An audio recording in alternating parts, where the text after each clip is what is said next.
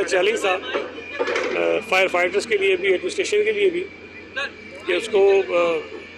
کم وقت پہ وہ قابو پا لیتے۔ کوشش پوری کی ہے فائر فائٹرز نے بھی، ایڈمنسٹریشن نے بھی، اور کافی لوگوں کو جب یہ آگ لگی اس کے بعد ان کی جانیں بچائی گئی ہیں، ان کو نکالا گیا ہے اس سے، لیکن ابھی بھی یہاں کافی امکان ہے کہ لوگ یہاں پھنسے ہوئے ہیں۔ یہاں 22 کے قریب جو ہیں وہ جو فائر فائٹنگ گاڑیاں ہیں وہ موجود تھیں۔ 4 جو سنارکلز ہیں KMC کے، انہوں نے کام کیا ہے۔ اس میں ہم شکریہ ادا کرنا چاہتے ہیں جو فیڈرل ادارے ہیں، ان کی گاڑیاں بھی موجود تھیں، اور سب نے بڑی ایک دوسرے کے تعاون کرتے ہوئے جو حتی الامکان انسانی طور پہ ممکن ہو سکتی تھی وہ کوششیں کی ہیں۔ لیکن 15 گھنٹے گزرنے کے بعد بھی اس وقت بھی اگر آپ بھی دیکھیں تو کہیں نہ کہیں آپ کو آگ کے شعلے نظر آ رہے ہیں، اور سامنے سے جب آگ بجھا دی جاتی ہے تو جو اندر کی دکانیں ہیں، بلڈنگ کا اندرونی حصہ ہے، اس میں جو آگ لگی ہوتی ہے اس کا پتہ نہیں چلتا، اور پھر اچانک سے کہیں نہ کہیں سے وہ نکل آتی ہے۔ تو اب بھی کوشش ایڈمنسٹریشن کی یہ ہے کہ جلد سے جلد آگ بجھ جائے، اور جو لوگ لاپتہ ہیں، جو بلڈنگ کے اندر ہیں، کوشش کی جائے کہ ان کو خیر خیریت سے زندہ نکال لیا جائے۔ بس بھائی ایسے انسیڈنٹس ہوتے رہے ہیں اس سے پہلے بھی، چاہے آپ کو پراپر اسکروٹنی کیوں نہیں کرتے کہ یہاں پہ اکوپمنٹ ہے یا نہیں؟ گورنمنٹ سیکٹر بھی آتا ہے جہاں ہم چیزیں ماڈرن ٹیکنالوجی لا رہے ہیں، تو اتنا سیف زون کرتے کہ یہ واقعات نہ ہو، جس سے بچا جا سکے، ہم کیوں اس میں لیٹ کر رہے ہیں ابھی تک؟ دیکھیں، بات آپ کی بنیادی طور پر بالکل ٹھیک ہے، سوال آپ کا درست ہے، لیکن میں آپ کو یاد کراؤں کہ اس سے پہلے بھی کچھ برس پہلے جب اس قسم کے حادثات ہوئے تھے تو ایک ایکسرسائز پوری شروع کی گئی ہے، اور اس میں یہ کوشش کی گئی کہ تمام بلڈنگز، خاص طور پہ جو مارکیٹس ہیں، وہاں پر جو انتظامات ہیں آگ بجھانے کے جو ہونے چاہیے بلڈنگ کے اندر، وہ ہیں کہ نہیں ہیں۔ بہت ساری جگہوں پہ ایڈریس بھی کیے گئے، لیکن کراچی چونکہ اتنا بڑا شہر ہے اور بلڈنگز کی تعداد اتنی زیادہ ہے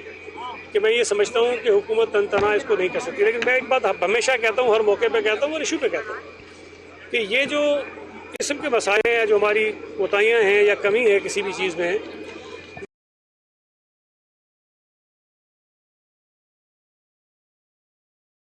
زائد دکانیں تھیں تو یقیناً 1200 اگر دکانیں ہیں تو اس میں 1200 دکانوں کے مالکان بھی ہوں گے، وہاں کام کرنے والے لوگ بھی ہوں گے۔ ہمیں لوگوں میں یہ احساس پیدا کرنا ہے کہ ہم خود بھی اپنی جانوں کو محفوظ بنانے کے لیے، اپنے پیاروں کی جانوں کو محفوظ بنانے کے لیے حکومتی اداروں کے ساتھ تعاون بھی کریں، اور خود سے کوشش کریں کہ اگر کہیں کسی چیز کی کمی ہے تو اس کو ہم درست کر لیں۔ یہ ممکن نہیں ہے کہ حکومت ڈنڈا اٹھائے اور ڈنڈا اٹھا کے تمام چیزوں کو درست کروائے۔ میری آپ کے ذریعے تمام شہریوں سے گزارش ہوگی کہ آپ اداروں سے تعاون کریں، خود سے جہاں جہاں ممکن ہو سکتا ہے اپنی عمارتوں میں، اپنی بلڈنگ میں، چاہے وہ کمرشل ہو چاہے وہ رہائشی ہو، اس کے اندر اس قسم کے انتظامات کریں تاکہ خدا نہ خواستہ کوئی ایسا حادثہ ہو جائے تو جب تک آپ کو کوئی سرکاری ادارے آپ تک پہنچیں اس سے پہلے آپ اس مصیبت کو، اس چیلنج کو خود سے کسی طرح سے ایڈریس کر سکیں۔ ایک ایک کر کے میرا سوال آپ سے یہ ہے کہ جب آپ نے ای چالان سسٹم بنانا چاہا حکومت نے، یہ پہلا واقعہ ہے نہ یہ آخری واقعہ ہے؟ اس طرح کی آنکھ پہلے بھی لگتی رہی ہے، سیفٹی فائر آڈٹس بھی ہوتے رہے، ان کی کوئی نتیجہ سامنے نہیں آیا۔ آج جاوید بلوانی صاحب یہاں کھڑے ہو کے فرما رہے تھے کہ میں ٹیکس پے کرتا ہوں اور اس کے باوجود میں نقصان اٹھاتا ہوں، تاجر بیچتا ہے، تاجر خریدتا ہے، عوام مرتے ہیں۔ آپ کوئی سسٹم آج تک کیوں نہیں بنا سکے اس چیز کے لیے؟ سولوشن کیا ہے اس تمام تر پروسیس کا؟ روکے گا؟ ایک تو میرا خیال ہے کہ اس کا موازنہ ہی چالان سے بالکل بھی نہیں کر سکتے، وہ بالکل ہی قدرے مختلف ایشو ہے۔ جو ہمارے دوست نے یہاں بات کی کہ میں ٹیکس بھرتا ہوں سب کا، تو بالکل ہم مانتے ہیں کہ لوگ ٹیکس بھرتے ہیں، لیکن میں پھر گزارش کروں گا کہ جو عمارتیں بناتے ہیں، جو عمارتوں میں رہتے ہیں، جو عمارتوں میں کاروبار کرتے ہیں، چونکہ خدا نخواستہ اگر ایسا حادثہ ہو جائے تو سب سے پہلے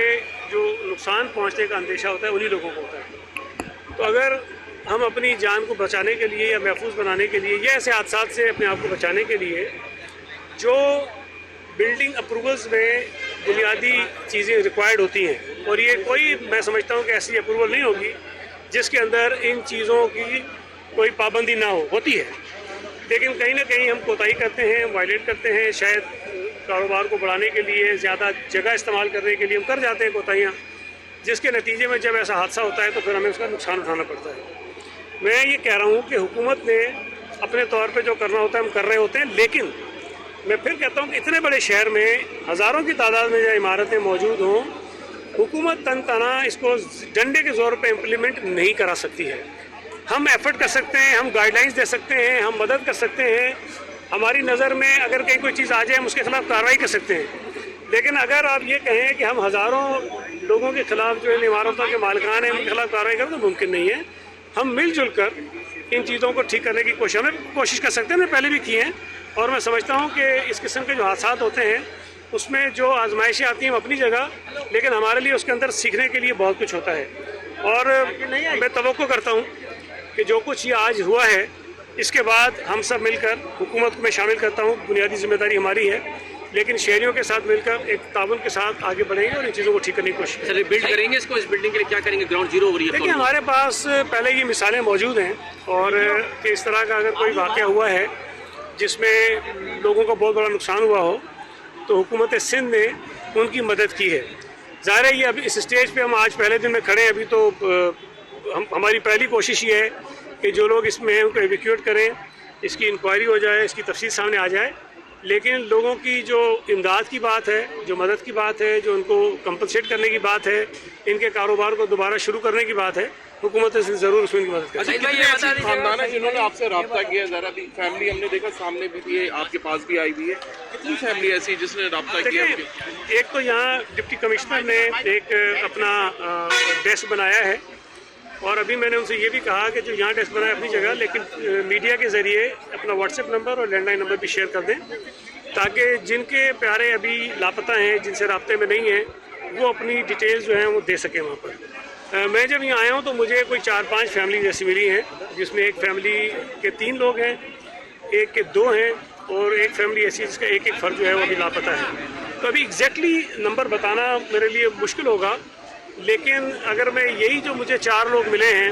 ان کی بات کر لوں تو کم از کم 7 افراد تو ان فیملیز کے بنتے ہیں، لیکن شاید اس سے زیادہ لوگ ہوں گے، اور وہ ڈیٹا جب کمپلیٹ ہو جائے گا، جب آ جائے گا ہمارے پاس کہ جو لوگوں نے اپنی رجسٹریشن کرا لی ہوگی، تب ہم بتا سکیں گے کہ ایگزیکٹلی کتنے افراد جو ہیں وہ لاپتہ ہیں اس بلڈنگ کے اندر۔ سعید بھائی یہ بتا دیجیے گا، لیٹ آپ اتنے 14 گھنٹے سے آگ لگی ہوئی ہے، ابھی آپ ہم حکومت کی نمائندگی کرنے آئے ہیں، بلڈنگز بنا دی جاتی ہیں لیکن اس میں آتشزدگی کے حوالے سے جو سامان ہوتا ہے، جو سیفٹی کے حوالے سے ہوتا ہے، وہ بعض اوقات نہیں ہوتا، اور چیک اینڈ بیلنس کرنا کس کا کام ہے؟ میں ایک آپ سے عرض کروں، جب یہ امناک ثانیہ ہوا، واقعہ ہوا، اس کے بعد میں سمجھتا ہوں کہ پوری حکومتی مشینری یہاں پہ موجود رہی ہے، پوری رات موجود رہی ہے، اور آپ خود اس کو دیکھ بھی رہے ہیں۔ جن اداروں کا کام ہے، جن افسران کو ہونا چاہیے، وہ یہاں موجود تھے۔ میئر کراچی شہر میں اس وقت موجود نہیں ہے اتفاق سے، اس لیے وہ نہیں پہنچ سکے، رات میں نہیں آ سکے، لیکن وہ مسلسل جو ہے اپنے کے ایم سی کے افسران سے رابطے میں رہے، ڈپٹی کمشنر سب سے رابطے میں رہے، چیف منسٹر ان کی بالکل ان سے رابطے میں رہے، ساری چیزیں وہ دیکھتے رہے، اور پوری ایڈمنسٹریشن، کمشنر ہو، ڈپٹی کمشنر ہو، پولیس کے آفیسرز ہوں، فائر بریگیڈ کا عملہ ہو، کے ایم سی کے افسران ہوں، میں سمجھتا ہوں کہ کوئی شخص ایسا نہیں تھا جو یہاں پر موجود نہیں تھا، وہ یہاں پر موجود تھے۔ جو ہیومنلی پاسبل تھا، جو کام وہ کر سکتے تھے، جو ممکن تھا انہوں نے کیا ہے۔ جتنی جانیں پہلے شروع میں بچائی جا سکتی تھی، جو ممکن تھی انہوں نے وہ بچائی بھی ہیں، لیکن اب یہ ظاہر ہے کہ آپ خود دیکھ رہے ہیں کہ بلڈنگ اتنی بڑی ہے، آگ اتنی سنگین ہے، اس میں ظاہر نقصان کچھ ہوا ہے، جس پر ہمیں بھی افسوس ہے، ظاہر حالات میں افسوس ہوتا ہے۔ Thank you sir. تو کہاں سے دوں تار